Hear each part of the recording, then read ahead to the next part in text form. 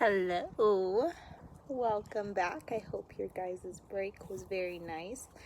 I decided to read the next couple chapters out here in my backyard. It's nice and warm back here, so I figured why not. So the last time that we read, the Sea Raven had just took the lead in the race to San Francisco, and also Jack and Praiseworthy helped the Frenchman and the Yankee trader by putting the grapes and allowing them to grow in the potatoes because the potatoes were moist. Okay, so chapter 7, end of the race. I'm going to read chapters 7 and 8, and then those are the chapters that you can answer questions to this week, and they'll be due on Monday. All right. When the Lady Wilma entered the blue Bay of Callao, Jack counted 31 sailing ships at anchor. He was disappointed that nowhere to be seen was the high-riding Sea Raven. "She's loaded up with coal and fresh water," snapped Captain Swain. "Loaded up and skedaddled." Nevertheless, smiles were the order of the day. After months at sea, the gold seekers looked upon the sunny little town as if it were Paris or London. They couldn't wait to get ashore. Hardly had the mooring lines been thrown out, like bullwhips, when men began to leap the wharf. "Master Jack, shall we go ashore?" said Praiseworthy. "I'd like that fine," smiled Jack. Jack posted another letter home to Boston. The streets thronged with sailors and gold seekers, and in the distance the great Andes rose like painted scenery. The town wasn't a great deal larger than the ship they had just left at the fueling wharf, but it was land, dry land. Jack had almost forgotten the smell of dust in his nostrils. He breathed it in like perfume. The butler and the boy rode on mules, and the day had all the excitement of a picnic. Late in the afternoon, Mr. Azariah Jones hailed them in a sunny plaza. "Look here," he beamed. I bought the last pick and shovel left in town. Since the California fever started, the shelves are bare, I can tell ya. And a washpan thrown in for good measure. They're yours." "Voila," said Monsieur Gaunt, peering out of the crowd and popping a pick and shovel at their feet. "I have got my hands on the last ones in town, and a washpan too, my friends." Then he stopped to glare at the Yankee trader, who was already glaring at him. "Gentlemen," smiled Praiseworthy, "I think we can safely say that you have found the last 2 picks and shovels left in Callao.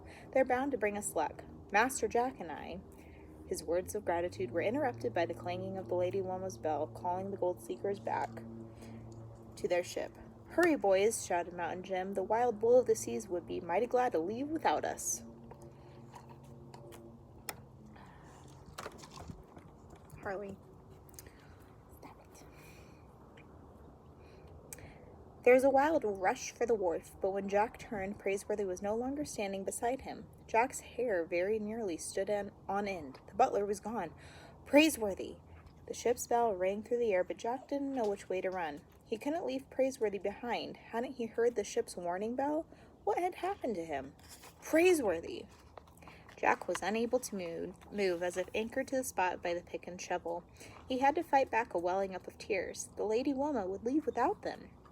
And then from the doorway of a nearby shop the butler appeared, tall and elegant in his bowler hat and white gloves. He carried the new pick and shovel over one shoulder, the washpan under an arm, and a strange package wrapped in newspaper and string dangling freely from his hand. Jack had never been so happy to see anyone in his life. "Hurry," he cried desperately. "We'll get left behind." "Not likely," said Praiseworthy. "I had to stop off and make a small purchase for our good captain himself. Come along, Master Jack." "Scout, you're fine. Stop it." Jack tried not to let Praiseworthy see that he had been close to tears. He threw the pick and shovel across one shoulder and gathered up the washpan, and together the boy and the butler hurried toward the wharf. "Stop." One by one, alley cats picked up their trail. By the time they reached the ship, it looked as if every stray cat in Callao was after them. Before the gangway could be raised, at least a dozen assorted cats followed Praiseworthy aboard. In their stocking caps, the crew was too busy throwing off hawsers and preparing for sea to bother with the invasion of Peruvian cats.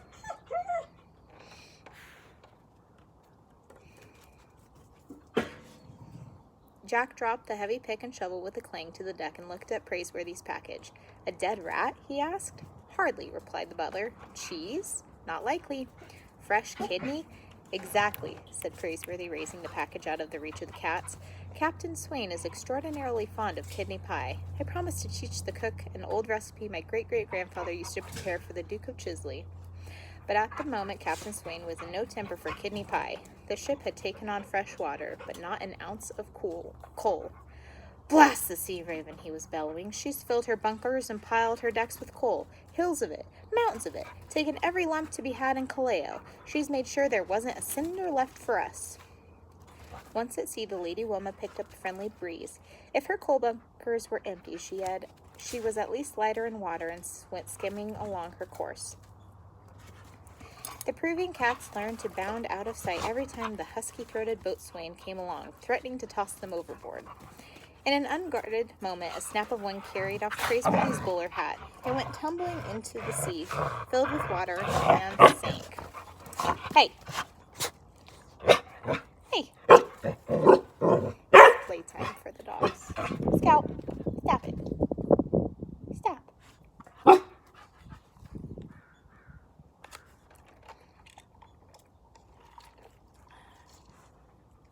Praiseworthy was left speechless and hatless. For 3 or 4 days he was not quite himself. He missed the hat. He hardly felt like a butler without it, but Jack thought he looked just fine. A week later, as the heat bore down on deck, Praiseworthy began tying a handkerchief around his head. Jack liked that even better. "You look like a pirate," he smiled. "Nonsense, Master Jack," said Praiseworthy. Hoping for a supply of coal, Captain Swain dropped anchor in the Galapagos. But there was nothing to be had except a few cords of stove wood on those barren islands, and there was even less to see except the sharks in the bay. The Lady Wilma pushed on. With the rush for gold, steamers were only just being sent around the Horn of the Pacific, and fueling stops were rare. Weeks later, off the coast of Mexico, a sudden excitement raced along the decks of the gold ship. The Sea Raven had been sighted. She was lumbering through the sea, low in the water, weighted down by her extra tons of coal. They stood in enormous black piles on her weather decks. "Billy be hanged!" shouted Mountain Jim. "We're going to pass her up!" Jack stood on the ratlines, and his heart raced with delight. The Sea Raven looked half sunk in the sea. Her passengers could be seen at the rails, glum and silent, as the Lady Wilma pulled ahead. "By grabs," Captain Swain beamed, doing a little jig in the paddle box. "I guess if there's anything heavier than a ton of bricks, it's a ton of coal." By the time the brown hills of California appeared off the port side, the Lady Wilma was well in the lead. Meanwhile, the Peruvian cats had Peruvian kittens.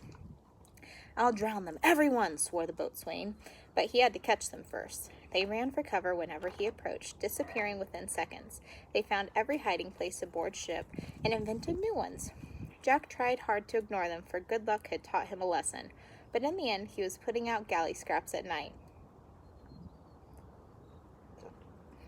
Every morsel would be gone by morning. Dr. Buckbee spent his days fishing, the line tied around his peg leg. He would drowse in the sun until a tug roused him. But when his back was turned, the fish would disappear as if into thin air. The wily cats grew fatter. As San Francisco and the end of their long voyage drew nearer, the gold seekers began to trim their beards again. They packed and repacked their sea chests. They scrubbed their clothes, and they hummed, whistled, and sang the same tune. "I'm going to California with a washbowl on my knee." Jack's thoughts raced ahead to the gold fields. What would it be like? Would there be grizzly bears and outlaws and wild Indians? Certainly, he told himself. It was an untamed place, wasn't it? What was the use of an untamed place if there weren't any wild Indians and outlaws and grizzly bears? "We ought to have a gun," he told Praiseworthy. "A gun? Why?" "To protect ourselves." "Stuff and nonsense," said the butler. But Jack noticed the other gold seekers busily cleaning sidearms and rifles and sharpening their knives. He wished he had a gun, a 4-shooter maybe, or even an old army musket with a bayonet. One bright morning, with San Francisco not more than a day's run, the bountiful winds died away. By afternoon, clouds had gathered in the sky, and headwinds bore down on the gold ship, as if to drive her back in their wake. With steam in her boilers, the Sea Raven came steadily on course. By dusk, she had caught up to the Lady Wilma, passing her with a wild shout of glee and victorious blast of her whistle. "Boys," said Mountain Jim, "it looks like we're done for." Not a bit, said Praiseworthy on his way to the pilot house. The Lady Wilma was already making a wild tack in the wind. She might be blown hundreds of miles off course, even as far away as the Sandwich Islands. The voyage isn't finished, sir, not by a long shot. But even to Jack, with the wind snapping his shirt, it seemed that the Lady Wilma's luck had run out. Captain Swain would lose his command of the new clipper ship building on the ways to Boston. Jack dug his hands in the pockets and glanced up to the pilot house.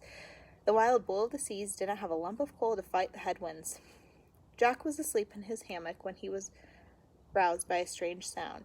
At first he thought it was Mr. Azariah Jones snoring in his sleep, or Mountain Jim, or Dr. Buckbee, but they came awake too. A deep throb ran through the ship, and then another. Then a splash of the side wheels could be heard. Then another, and another. The gold seekers bounded out of their bunks, and some of them in their nightcaps, and collected on deck. Sparks were flying from the funnel. Steam had been built up in the boilers. "What's the captain burning?" said Mountain Jim, scratching his red whiskers. "Cats?" "Hardly," said Praiseworthy. "Neither the crash of the side wheels." He gave Jack a wink. "Neither cats, nor bricks, nor spoiled potatoes. As any stowaway could tell you, gentlemen, we're carrying lumber in our cargo holds. Thousands of feet of it. Lumber enough to build a hotel." It occurred to Captain Swain to purchase what he needs with the ship's fuel account. Makes a fine shower of sparks, doesn't it?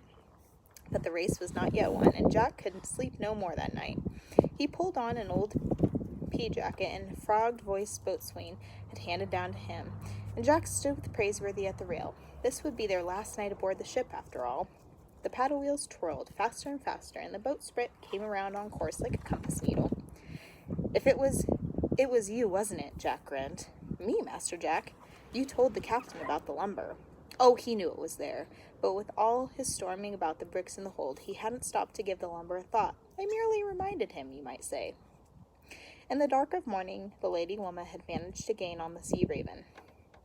The gold ships thrashed bowsprit to bowsprit, and the red glow of their smokestacks lit up the surrounding sea. "More lumber!" shouted Captain Swain into his voice tube. "I want every ounce of steam the boiler hold, and then some." The Sea Raven, too, was making a final sprint. By noon, the Golden Gate stood ahead of them. But the extra burden of her mountains of deck coal was too much for the Sea Raven. Beat by beat of her side wheels, the Lady Wilma pulled slowly ahead. Wood sparks showered from her funnel. She entered the sparkling narrows of the Golden Gate and finally came out into San Francisco Bay. The city stretched out across the sand dunes like something had sprung up the night before. There seemed to be more ships in the harbor than houses on the shore. "Let's go the anchor," Captain Swain shouted from the pilot house window. A moment later, the anchor chain went rattling into the bay and hats went flying into the air. Beaver hats and straw hats and even a cat or two. Praiseworthy and Jack gathered up their picks and shovels, washpans and carpetbags, and peered at the golden hills of San Francisco. The houses looked like packing boxes with roofs and tents of every description, and they were pitched along the dunes. "Gentlemen," said Praiseworthy, tugging on his white gloves, "I believe we've won the race." After a 15,000-mile voyage and 5 months at sea, the gold seekers had arrived. Okay, I'm going to continue on. Okay, Chapter 8, Saved by a Whisker.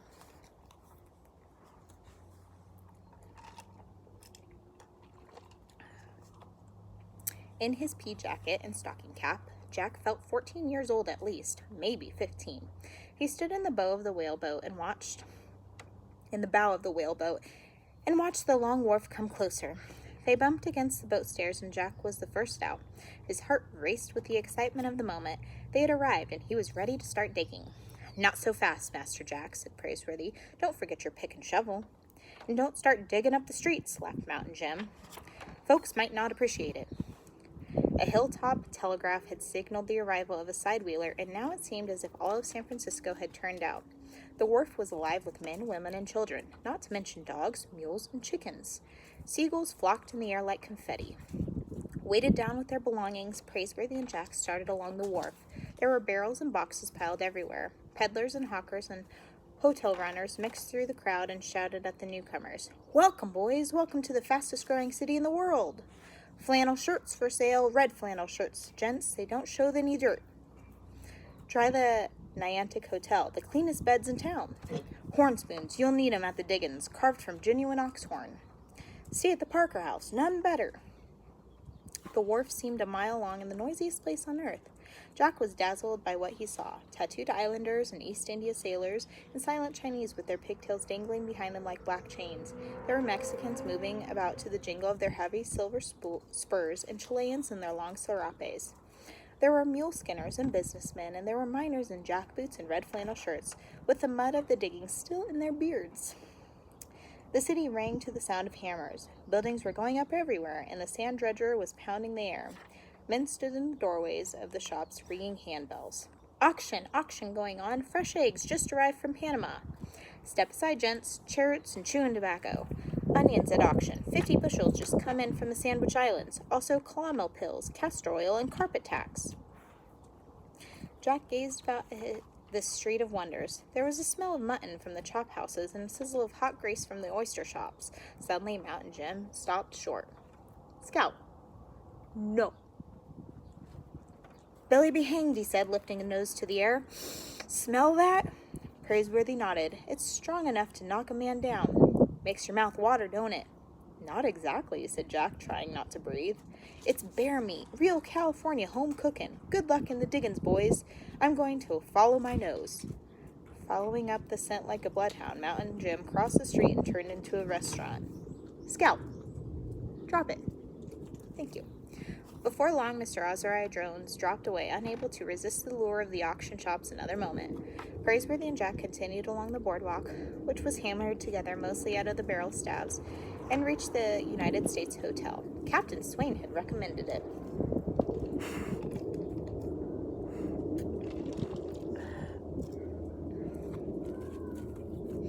A fine room, if you please, Praiseworthy said to the hotel clerk, and I think a tub bath would be in order. Very good, sir, replied the clerk. He was a bald-headed man with thin strands of hair combed sideways from ear to ear. That'll be $10 extra, each. What's that? Praiseworthy scowled. We don't have to bathe in champagne. Water will do, sir. Champagne be almost cheaper, gents. Water's $1 a bucket. Unless you want to wait until next November, prices come down when it rains. We'll wait, said Praiseworthy with decision. In this part of the world, he thought, a man had to strike it rich just to keep his neck clean. He signed the register, and Jack gazed at the bearded miner pacing back and forth across the hotel lobby. He wore a floppy hat, and chestnut hair tumbled out on all sides like mattress stuffing coming loose. He kept glancing at the loud wall clock as if every advancing second might be his last. Jack couldn't take his eyes off the man. Tucked in his wide leather belt was a revolver, a horn spoon, and a soft buckskin bag.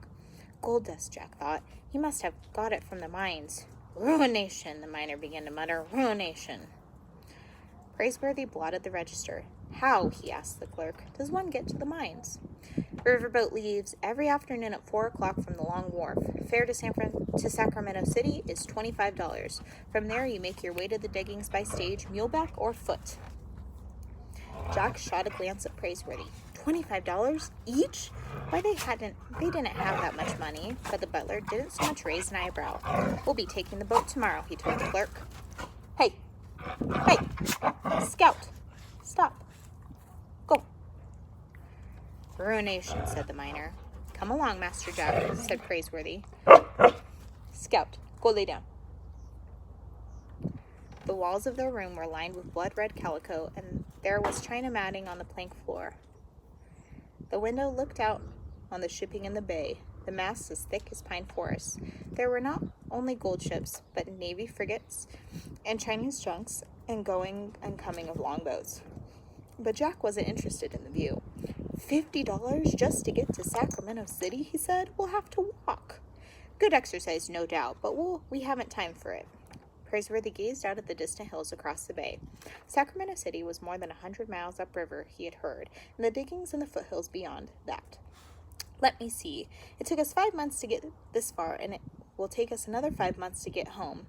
If we are to keep your Aunt Arabella from being sold out, we have 2 months left. 2 months to fill our pockets with nuggets.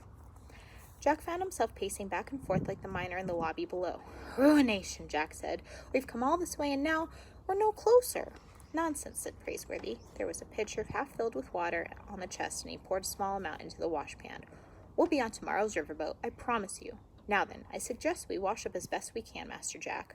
Wash, Jack thought. There wasn't time to wash. How will we pay the fare? Let me see. We have $38 left.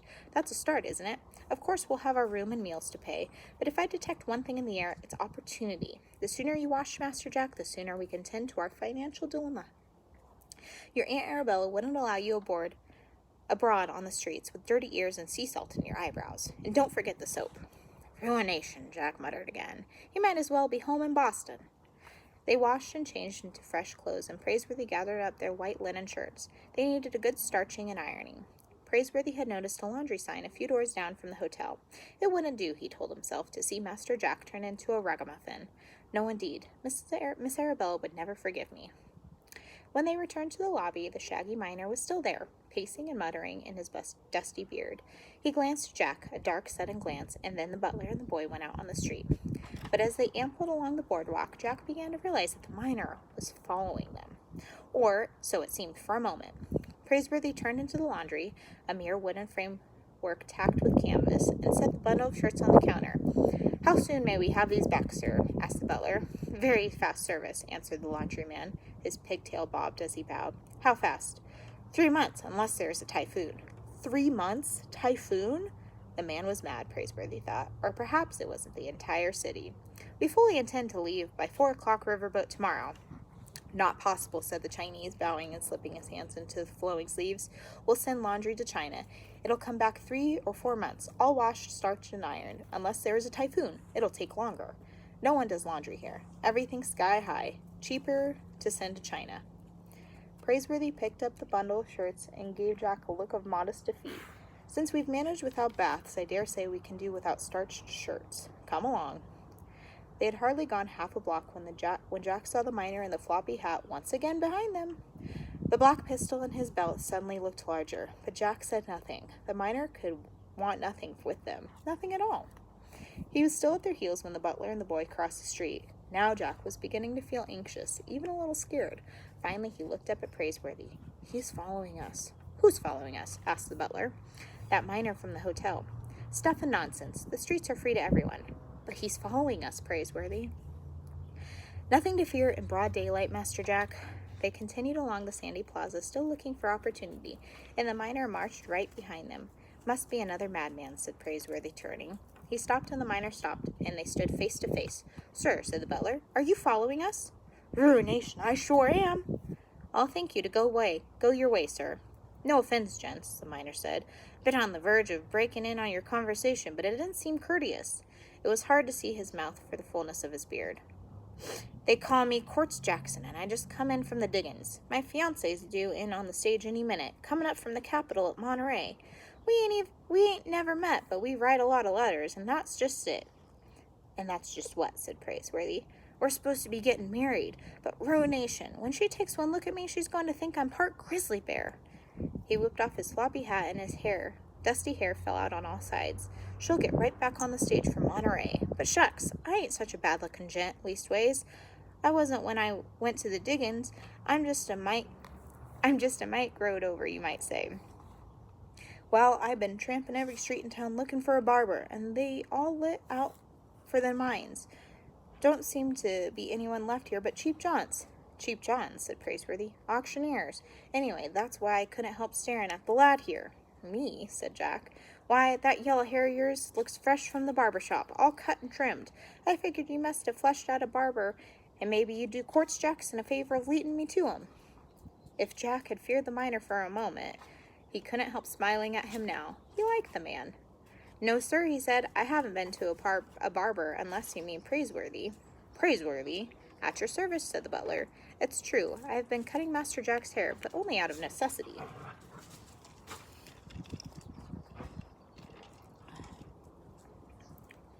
The miner's face, what could be seen of it, broke into a sunny smile.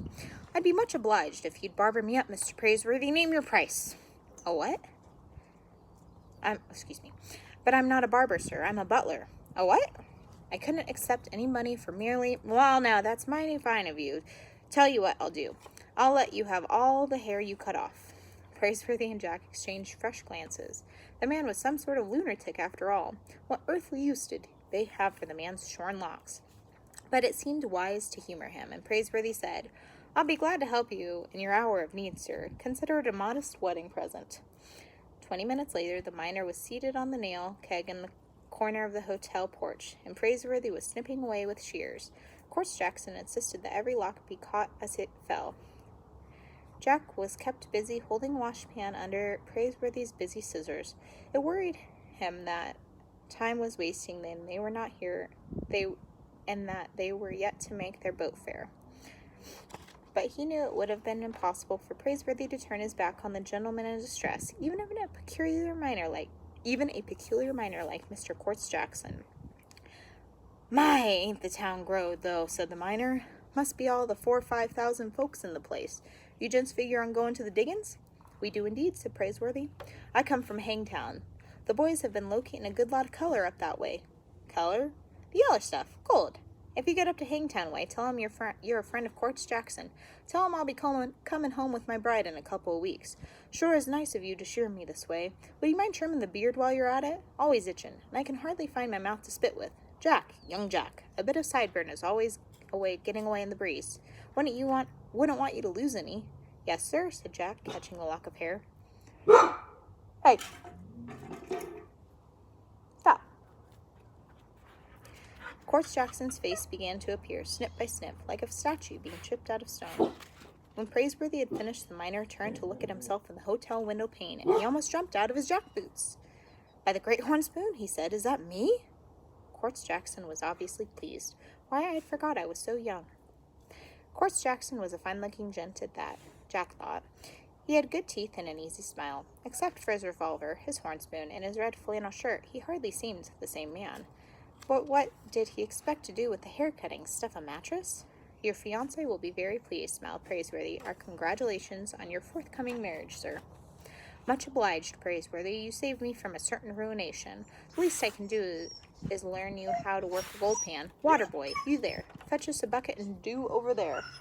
Scout. Harley. Hey. Stop it. Hey. Stop. Go lay down. Go." The miner paid for the water by taking a pinch of fine gold dust from his buckskin pouch. Jack was eager to get the hang of mining, and Quartz Jackson, peculiar or not, was certainly an expert. "Give me the washpan, Jack, young Jack." Jack handed over the tin pan, piled high with chestnut whiskers and trimmings. The miner wet them down with fresh water and began to swish the pan around. "Gold's heavy," he explained. "Nothing heavier. Even the yellow dust sinks to the bottom if you keep working the pan, like this." Then he handed the washpan to Jack and taught him the motion. The water turned brown from the dirt and mud and had gathered in Quartz Jackson's whiskers and hair. Finally, he poured off everything but a thin residue at the bottom of the pan. Jack's eyes opened wide like blossoms. "Gold dust! Why, look there!" the miner roared with laughter. "The boy's panned himself some color. I figured I scratched enough pay dirt into my beard and say out of about $14 an ounce. Since I give you the whiskers and all, the gold is yours." Jack had never known a more exciting moment in his life. The grains of dust sparkled like yellow fire, and there was even a flake or two. Half an hour later, while Quartz Jackson was having a $10 tub bath, Praiseworthy and Jack were plucking opportunity from the air. They had put up a sign that said, I don't know if you can see that. Let me see. Yep. "Free haircuts. Miners only." Oh, man. Let's see if they get some gold dust from all the haircuts that they give to the miners. Chapter 9, which we'll be reading next week, is The Man and the Jippa Joppa Hat. I guess we'll find out. See you next week.